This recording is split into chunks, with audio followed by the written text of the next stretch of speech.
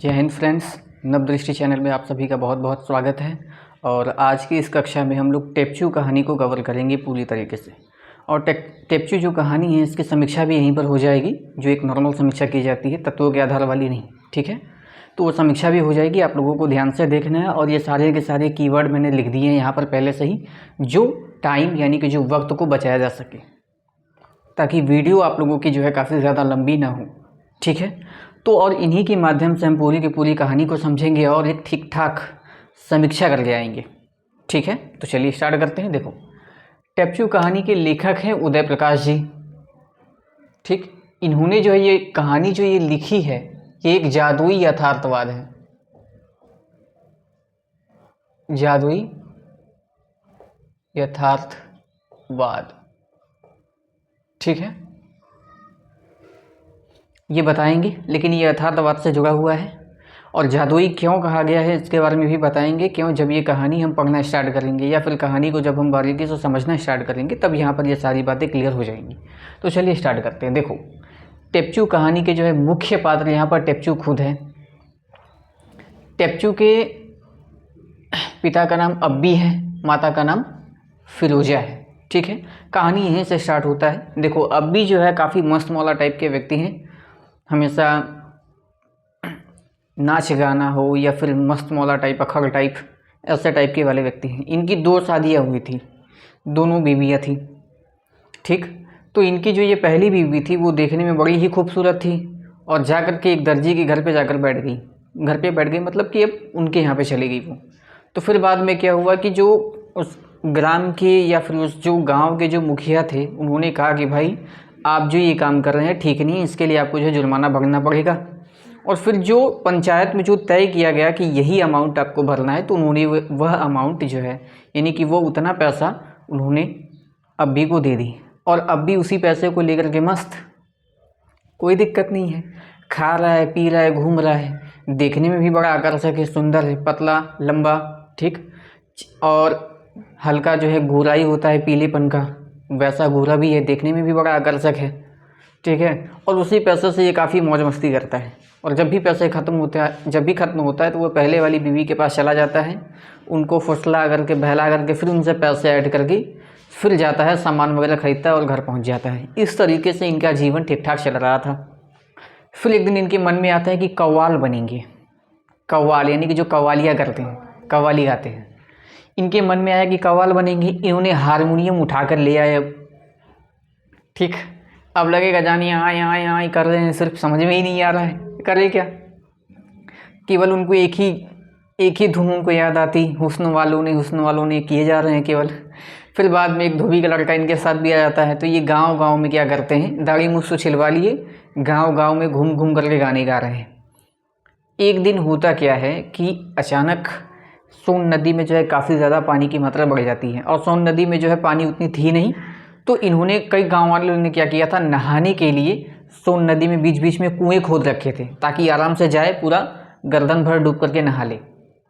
ठीक, तो सोन नदी में उस टाइम जो है पानी बहुत ज़्यादा उफन रही थी और ये लोग जो है नदी पार कर रहे थे। कुछ स्त्रियाँ थी उस नदी के बाहर, मतलब नज़दीक के उस किनारे पर, और ये इस किनारे पर पानियाँ भर रही थी घड़े में। ये आधे नदी के बीच में इतने में आए, लड़कियाँ देख रहे हैं, वो उनको देख करके मुस्कुरा रही हैं। और ये भी क्या थे, लगे देख करके मुस्कुरा रही हैं, क्या दिक्कत है, लगे हारमोनियम हाँकने, वही में लगे गीत गाने, उछल कूद कर रहे थे, कुछ नृत्य कर रहे थे। उसी में उनका पैर कुइयाँ में चला गया। अब ये हारमोनियम का भार सह नहीं पाया कि हाथ पैर वो छटपटा पाए, उतने में धंस गए नीचे। इनके साथ जो उनके जो वो मित्र थे वो भी उसी कुइयाँ में डूब गए। अब यहीं इनकी मौत हो गई। अब बेचारा जो है उस समय जो है फिरोजा को बहुत परेशानियाँ यहाँ पर उठानी पड़ी, बहुत परेशानियाँ उठानी पड़ी। देखने में भी यंग थी, यौवन अवस्था पूरी तरीके से उस समय था, यौवन अवस्था में वो थी।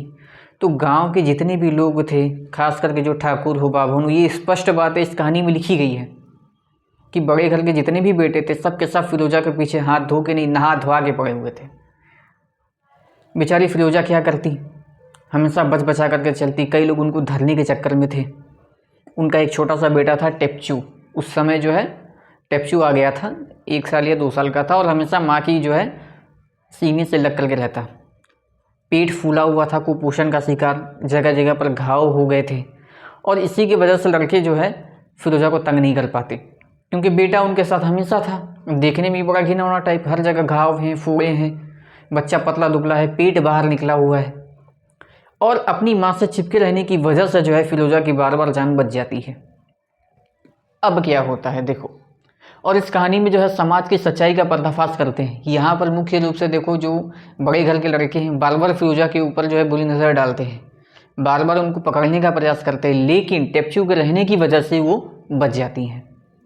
ठीक है, मध्यम वर्गीय जीवन का चित्रण यहाँ पर बखूबी यहाँ पर उदय प्रकाश जी करते हैं। ठीक, देखिए, तो अब फिरोज़ा जैसे तैसे अपना जीवन चला रही थी और टेप्चू हो गया था कितना, 7 से 8 साल का। ठीक, 7 से 8 साल का। अब बात करेंगे बालकिशन सिंह की, बालकिशन सिंह जो है इनकी कहानी की। फिरोज़ा अब धीरे धीरे जो है इसी काम में, अब पूरा घर संभालना है, यहाँ वो करना है, कहीं बर्तन धोने जाना है, बेटे को भी तो पालना है। और इतना काम करने की वजह से उसकी सुंदरता धीरे धीरे घटने लगी और कम समय में ही वो बूढ़ी औरत की जैसे दिखने लगी। तो लोगों का आकर्षक वहाँ से हटा। अब इनके बेटे के ऊपर आया जो टेप्चू था, कि बेटा बड़ा हो गया, बेटे के बारे में जानना है, माँ छोड़ दो। ठीक है, तो बेटा बड़ा हो गया है। यहाँ पर बालकिशन नाम की एक व्यक्ति का एंट्री यहाँ पर होती है। बालकिशन जी क्या है, बालकिशन जी क्या करते हैं, यहाँ पर इनकी एक बगीचे है, बगीचा है बहुत बड़ा, और वो सरकारी जगह थी और इन्होंने इस बगीचे को जो है हड़प लिया था। और यहीं पर जो है इन्होंने, जो ऊंचे घराने के जो लोग हैं, जो कहते हैं कि हम बहुत सही हैं, बहुत शरीफ टाइप के इंसान हैं, बाकी जो निम्न है या फिर जो मध्यम वर्ग के जो लोग हैं उनका जीवन हमसे बहुत बुरा है, उनसे वो घृणा करते हैं। तो यहीं पर उन्होंने जो है उच्च वर्ग के लोगों का पर्दाफाश पूरी तरीके से करते हैं। कहते हैं कि उसी बगीचे में जो है कई ठाकुर हो, बाभन हो या बड़े घर के लोग हों, उन्हीं की बेटियां या फिर बच्चे जो है गोरे गोरे वहाँ पर जो है फेंके हुए मिलते हैं। हर सुबह या फिर कभी कभी जो है महीने में कोई ना कोई बच्चा मिल ही जाता है वहाँ पर रोता हुआ। तो ये भाई तो कोई निम्न घराने के तो बच्चे इतने गोरे और इतने तो अच्छे होंगे नहीं। इस तरीके से कवि यहाँ पर व्यंग्य करते हैं। लास्ट में क्या हुआ, बालकिशन सिंह जी ने वहाँ पर उस ज़मीन को हड़पी थी, इनकी भी मृत्यु हो गई। फिर बाद में यह अफवाह फैली कि बालकिशन जी क्या करते हैं, वहाँ पर रोते हैं या फिर कुछ बच्चियों के जो है रोने की आवाज़ सुनाई देती है, भूतिया जगह हो गया है। ठीक है, फिर इसके बाद क्या होता है कि अब टेप्चू बड़ा है, एक दिन हो जाता है उसकी माँ से झगड़ा, अपनी ही माँ से। माँ जो है जलती हुई लकड़ी से पिटाई कर देती है, टेप्चू भाग के चला जाता है जंगल। कहाँ चला गया, जंगल। जंगल गया तो भूख लगी हुई थी ज़्यादा, क्या करे, सोया हुआ था एक पेड़ के नीचे, नींद खुली तो भूख लगी हुई थी, खाने के लिए कुछ भी नहीं था अपने पास। तो फिर उससे याद आया कि एक तालाब है, वहीं पे जाते हैं, वहाँ पर कमल वगैरह जो है फूल कुछ गट्टे हैं, उनको उठा कर ले आते और उन्हीं को खा लेंगे, पेट भर जाएगा। तैरना आता था इनको, ये चले गए उसी तालाब में। जाके कई सारे गट्टे तो बटोर लिए, लेकिन लौटते वक्त तालाब में जो है कई नाले लगे हुए थे, गांव के जो है कई नाले उसी जो है तालाब में मिलाए गए थे, और उनका पैर जो है तैरते वक्त उसी नाले में जाकर के फंस जाता है, निकल नहीं पाते और डुबकियाँ लेने लगते हैं। तभी एक व्यक्ति है, परसू मेरा ऐसे करके ही नाम है, ठीक, तो वो आते हैं भैंस को नहलाने के लिए। तभी उन्हें लगता है कि कोई बुड़बुड़ा रहा है, बुल कर रहा है पानी के अंदर से ही, तो लगता है कि कोई बहुत बड़ी मछली है जो आकर के फंसी हुई है नाले में। वो डुबकी लगाते हैं, मछली को पकड़ेंगे, उसी में गर्दन हाथ आ जाती है किसकी, टेप्चू की। बेचारे घबराए, डर के निकाले बाहर तो देखे टेप्चू है, पानी पूरा पी चुका था, बाहर निकाले, उलट करके मार के हुनी दे रहे हैं उनको ताकि पानी निकले, आदमी जिंदा हो। भाई जिंदा हुए, टेप्चू के मुँह से ये नहीं आ रहा कि अच्छा किया कि काका आपने मुझे बचा लिया, उसके मुँह से ये आ रहा है कि काका आप थोड़ी मेरी मदद कर दे, तो इतने सारे मैं गट्टे तोड़ा था वो तालाब में ही रह गए, मुझे भूख लगी है, थोड़ा सा मदद कर दे तो मैं उसे ले आऊँ और फिर से खाऊँ। इतनी बात सुन के वो और क्रोधित हो गए, भैंस वाला व्यक्ति। 4 डंडे उनके पीछे लगाए, बोला मर जाएगा कटुए, ऐसे शब्द का प्रयोग किया गया है। तो सोचो यहाँ पर समाज की मानसिकता कैसी है। ठीक है, फिर अब एक कहानी शुरू हो जाती है नर्सरी की। सरकारी नर्सरी थी और उस नर्सरी में जो है कई बांस है, सागवान है, कई ऐसे पेड़ लगे हुए थे। तो किशन पाल सिंह जी हैं, इन्होंने क्या किया, वहाँ पर जो है ताड़ का एक पेड़ है, तो उस ताड़ के पेड़ को जो है अवैध रूप से इन्होंने कब्जा किया, ठीक, ताड़ी निकालने के लिए। और उसकी पहरेदारी के लिए उन्होंने रखा था मदना सिंह, जो छपरा का एकदम ज़बरदस्त पहलवान था। और लोग ये क्या करते थे, जो ताड़ के पेड़ से जो ताड़ी होती है उनको निकाल करके बेच करके अच्छी आमदनी करते। जो मज़दूर हैं खास करके, जो दिन भर काम करने के पश्चात वो जब थक जाते हैं तो रात को अपने दर्द को दूर करने के लिए वो ताड़ी का सेवन करते हैं। तो खूब मात्रा में जो इनके यहाँ ताड़ी की भीड़ लगती है, अच्छे खासे आमदनी कमाते हैं। अब बेचारा टेप्चू 7-8 साल का, ये सारी घटना वो देख रहा है। उसके मन में भी आता है कि यार ताड़ी पी लेने के बाद जो है सभी व्यक्ति के मुख में जो है हंसी दिखाई दे रही है, और सभी लोग ताड़ी पी लेने के पश्चात सभी लोग एक दूसरे की माँ बहन का उद्धार किए जा रहे हैं। ये भी बातें कहानी में लिखी गई हैं कि सभी लोग एक दूसरे को गरिया रहे हैं, एक से एक, और सभी लोग मस्त हैं। तो इसके मन में आया कि ताड़ी में ऐसी क्या चीज़ है भाई, ज़रा मैं भी सेवन करके देखूँ। इसके मन में आता है किसी से अगर मांगूंगा तो कोई गरिया देगा या कोई पीट देगा। तो फिर ये क्या करते हैं, रात के अंधेरे में छिप करके ताड़ी चुराने के लिए चल देते हैं। मदन बेचारे सो रहे थे, खर्राटे ले रहे थे, सुबह भी ठीक से नहीं हुई थी, रात ही था। ये बेचारे छिपकलियों की तरह पकड़ पकड़ करके जो है ताड़ के पेड़ में चढ़ रहे हैं। सोचो इतनी लंबी पेड़ है, ऊपर से फिसलन होती है, कोई व्यक्ति जल्दी चढ़ नहीं पाता है, रिस्की होता है। ये बेचारे चिपक चिपक के चढ़ रहे हैं। चढ़ते चढ़ते वहाँ गए और ताड़ में जो ये हांडी लगाई गई थी कि जो ताड़ी उसमें जमा होती है, बेचारे ने हाथ डाला तो उसमें एक नाग था। ताड़ी पी के वो भी मस्त था, नाग भी ताड़ी पी के मस्त है। हाथ डाला तो उसके हाथ में लिपट गया। अब बेचारे वो टेप्चू देख करके उनकी हवा पानी सट्टी गिट्टी सब गुल हो गई। ठीक उसी को झटकने में बेचारे वो भी नीचे गिर पड़े। वो भी पत्ते को पकड़े हुए थे तो पत्ता सहित लेके धम से नीचे गिरे। मदन सिंह की आंखें खुली, दौड़ते हुए गए तो देखा कि पत्ते के नीचे पड़ा हुआ है, पत्ते के ऊपर पड़ा हुआ है टेप्चू। हिलाया डुलाया, सांसें नहीं चल रही हैं। तो बेचारे इस घटना के बारे में जो है फिलोजा को बताने के लिए वो चले गए। फिलोजा बेचारी रोती हुई बिल खाती हुई जब आई तो देखी टेप्चू वहाँ है ही नहीं, केवल सांप जो है पड़ा हुआ है। सांप के मुंह को भी कुचल दिया गया है। कई लोग कह रहे हैं कि लगता है ससुरा जिंदा बच गया है भाग गया वो। कई लोग कह रहे हैं कि ये बताओ, एक बार तालाब में मिला मरा हुआ, मर ही चुका था लेकिन फिर भी जिंदा हो गया। अभी इतने ऊपर से गिरा है, मरे हुए स्थिति में था। इसने जो है अच्छी तरीके से चेक करने के बाद बताया कि नहीं मर चुका है, लेकिन इसके बावजूद भी जिंदा बच गया। ससुरा जिन उन्हें है क्या, मरता ही नहीं है कभी। ऐसा ही काम चलता रहा। फिर एक बार उनकी माता को चिंता हुआ कि बेटा ऐसे ही आवारा ना बन जाए, इसीलिए पंडित भगवान दीन के पास यहाँ पर इनको नौकरी में रख देते हैं, हाथ पर पकड़ करके। अब पंडित भगवान बहुत ही ज़्यादा है, कैया टाइप के व्यक्ति हैं, कंजूस टाइप के व्यक्ति। पूरा दिन काम करवाते हैं, 15 रुपये महीने पे रखे हैं। काम करवाना क्या था, भैंसों की जो है सफाई, दूध वगैरह निकालने के लिए। बल्कि पंडित जी पूरा का पूरा काम करवाते हैं, पूरा एकदम भरपूर काम करवाते हैं। खाने के लिए भी देते हैं बहुत कम, जली हुई भुनी हुई रोटी। बेचारे दुबले पतले होने लगी, इनकी स्थिति खराब होने लगी। किनकी, टेप्चू की। तब उनकी माता कहती है कि बेटा ये काम छोड़ दो आप, कोई दिक्कत नहीं है, फिर कहीं ना कहीं कुछ हम देख लेंगे। तो कहता है नहीं माँ, अब मैं मैनेज कर लूँगा। सोचो यहाँ पर एक बच्चा 7-8 साल का है, उसे ठीक से रोटी नहीं मिल रही है, खाने को नहीं मिल रहा है, और लास्ट में इनका दिमाग कहाँ जाता है कि अब भैंसे जब भी चराने लेके जाऊँगा आधा दूध पी जाऊँगा। और ये वही काम करता है। भैंसे लेके गए चराने, थोड़ा दूध निकाले, गर्म किए, पी गए, पेट भर रहा है तो ऐसे ऐसे हट्टा कट्टे होने लगे। एक दिन क्या हुआ, पंडिताइन ने इनको खूब गरियाया। किनको, टेप्चू को। इनको बड़ा बुरा लगा। ये बेचारे गए भैंस लेकर के, खाना भी दिया तो बासी भात, महक रहा था भात।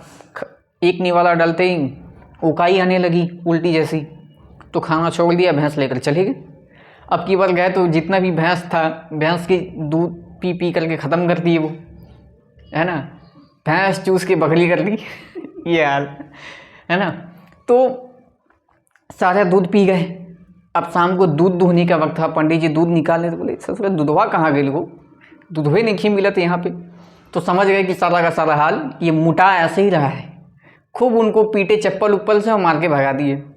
ठीक, तो यहाँ पर जो देखो, यहाँ पे वर्ण व्यवस्था को यहाँ पर दिखा रहे हैं कवि लेखक उदय प्रकाश जी, कि किस तरीके से जो एक ब्राह्मण अपने आप को सर्वश्रेष्ठ बताता है, और सर्वश्रेष्ठ बताने के बावजूद भी ये काम कितना घटिया कर रहा है। ये वर्ण व्यवस्था केवल लोगों को छलने के लिए है, लोगों को धोखा देने के लिए है, लोगों को जो है ऐंठने के लिए है। वाकई में ये सही नहीं है। ठीक, उसके बाद कहाँ पे जाते हैं वो टेप्चू, पीडब्ल्यू में काम करने के लिए, पीडब्ल्यूडी, जहाँ पर सड़क वगैरह के निर्माण के लिए काम किया जाता है। चिलचिलाती हुई धूप में ये बेचारे काम करते हैं। सड़क वगैरह बनाने उन्ने का काम, ठीक है। तो फिर उसके बाद यहाँ पर काम करते करते यहाँ पर भी किशन सिंह जी जो है इनसे जो है पुराना हिसाब बाकी था। तो एक बार क्या हुआ, किशन सिंह जी जो है ये जो ताड़ी के पूरे ठेका ले लेकर के बैठे हुए थे, इनकी ताड़ी चोरी तो हुई थी लेकिन वो पकड़े नहीं गए थे। टेप्चू भाग गया था, सभी को लगा मर गया, चलो कोई बात नहीं है, मरने की आवश्यकता नहीं है, लेकिन वो चला गया, जिंदा बच गया।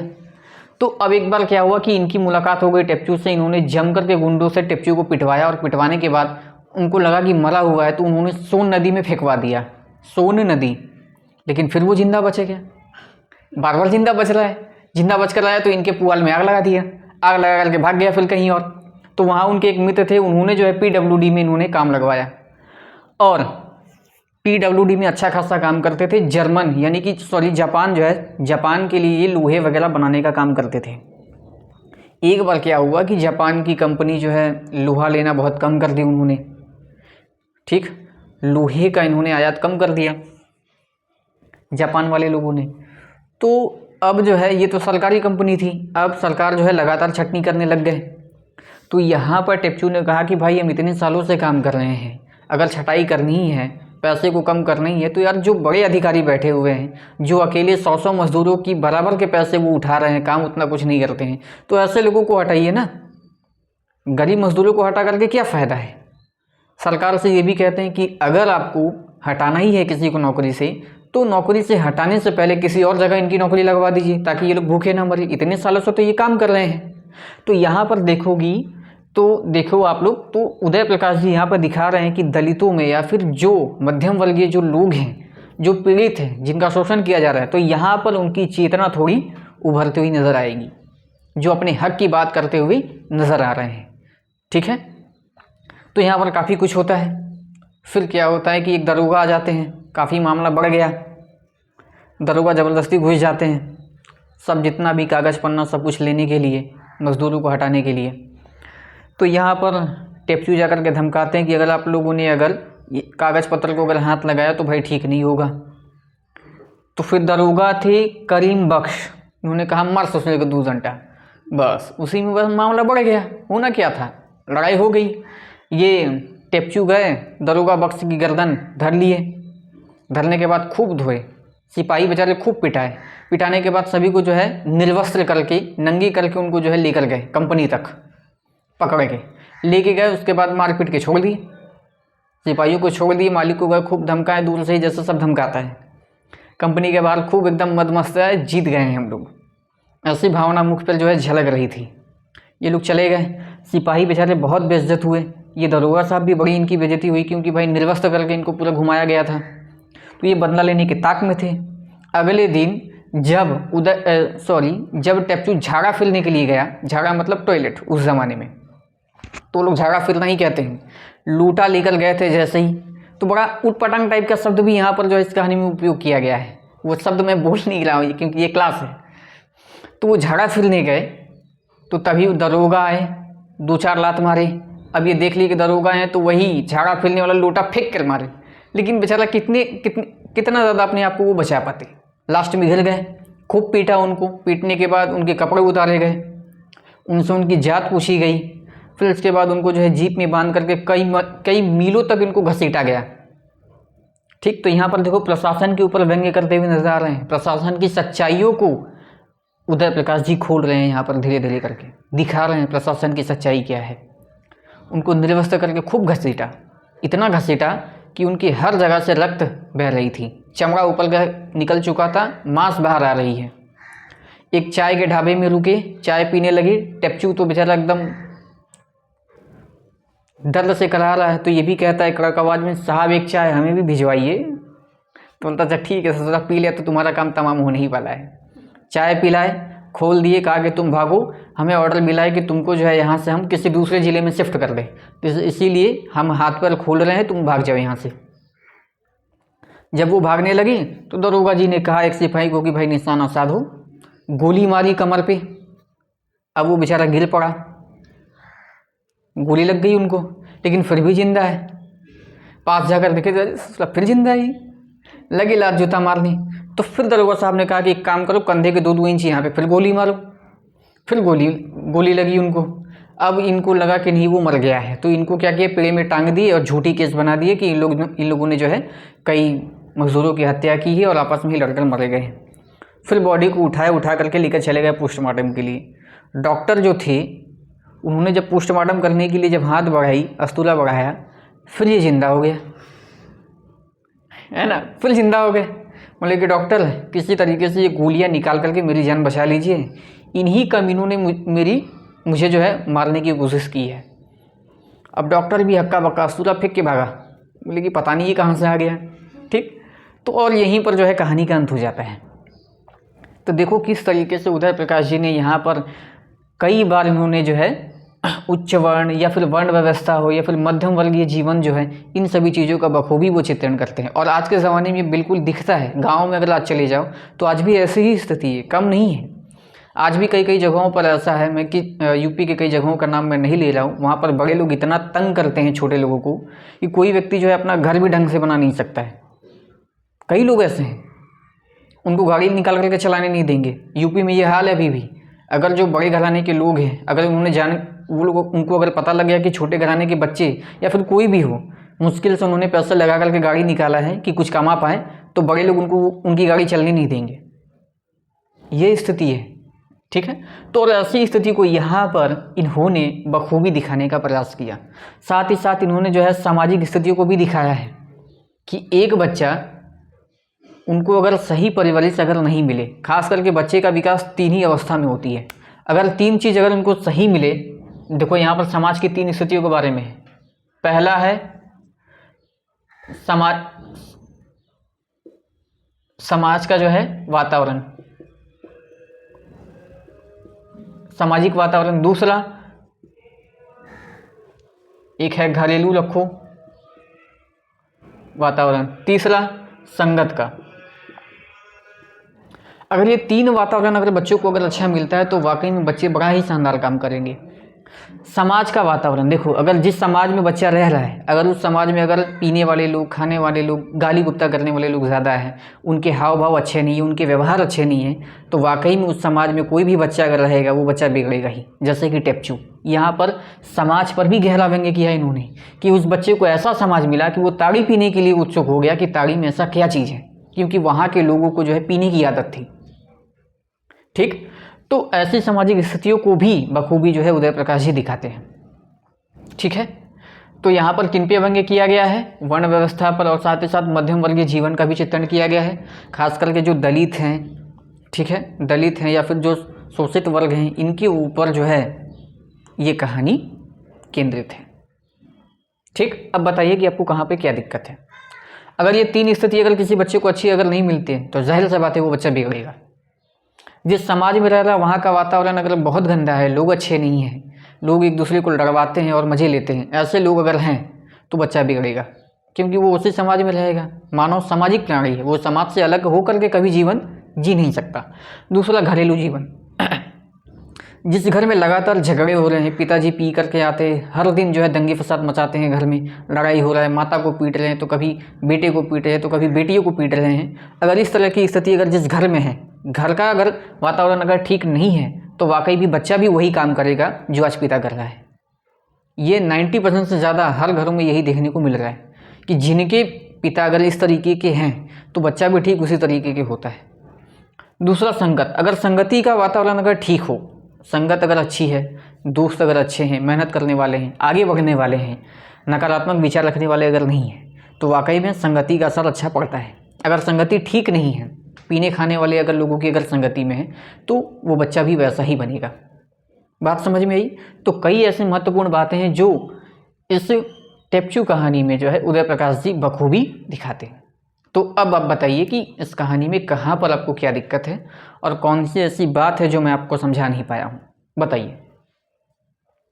बीच में थोड़ा समझ नहीं आया। यहाँ पे कोई दिक्कत है? बीच में वही है कि माँ से पिटाई खाता है, पिटाई खाने के बाद जंगल भाग जाता है, भूख लगी तो तालाब में जाता है तो वहाँ डूबने लगता है, तो वहाँ पर भी 4 डंडे मिलते हैं उनको, जो व्यक्ति उनको बचाता है। फिर उसके बाद नर्सरी की कहानी है। नर्सरी में कई पेड़ पौधे लगे हुए हैं, सरकारी नर्सरी, लेकिन किशनपाल सिंह जी जो हैं वो क्या करते हैं, ताड़े वाली जो पेड़ हैं उस पर जो है घूस वूस दे करके अपना कब्जा जमा कर रखते हैं और ताड़ी बेच करके अच्छी खासी आमदनी कमाते हैं। और उसकी रक्षा के लिए, देखभाल के लिए मन्ना सिंह को रखते हैं, जो छपरा का व्यक्ति है, ठीक, रखवार। तो वो ताड़ी पीने के चक्कर में भी चला जाता है कि ताड़ी में ऐसी कौन सी बात है, ताड़ी पीना है हमें, यही कुल बातें हैं, ठीक है। तो चलिए आज की कक्षा हम यहीं पर समाप्त करते हैं। क्यों? क्योंकि ये कक्षा ऑलरेडी जो है काफ़ी लंबी हो गई है, और वीडियो जब भी लंबा होता है तो बच्चे देखना पसंद नहीं करते हैं, क्योंकि उनको शॉर्ट में चाहिए होता है। तो जितनी बातें होनी थी वो सारी की सारी बातें मैंने बताई हैं। अगर आपको कहीं भी दिक्कत हो तो कमेंट करके आपको बताना है, ठीक है। और इसके बाद से अब जो कोई भी क्लासेस होंगी वो लाइव होंगी। ये इस हफ्ते के बाद से जो है आपकी कक्षा लाइव चलने लगेंगी, ठीक है। तो आज के लिए इतना ही, धन्यवाद।